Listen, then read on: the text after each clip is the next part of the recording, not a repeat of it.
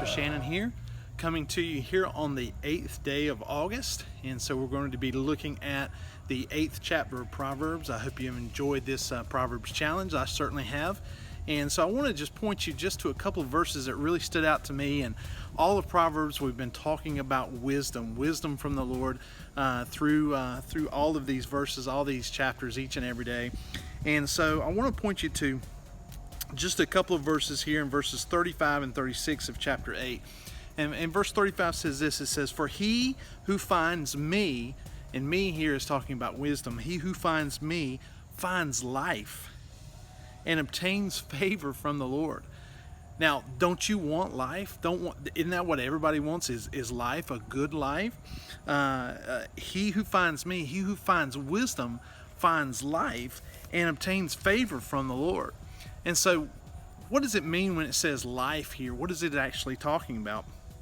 And here is a quote from John Piper. Really, I thought explained this well. It said, "Wisdom is the knowledge, the insight, the resolve that successfully leads to," listen to this, "full and everlasting joy." That's what wisdom does. It brings full and everlasting joy, the peace, it gives life. But unfortunately, what's the opposite of life?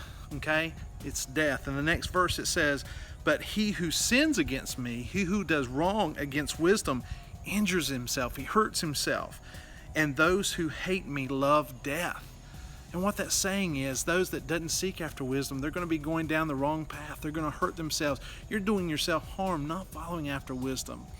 So if you want to have everlasting life, joy, and peace, follow after the wisdom of God that God has set forth in His Word. And He promises that you will have that joy, that life that you so long for today. I hope you do. Have a great day in the Lord, church.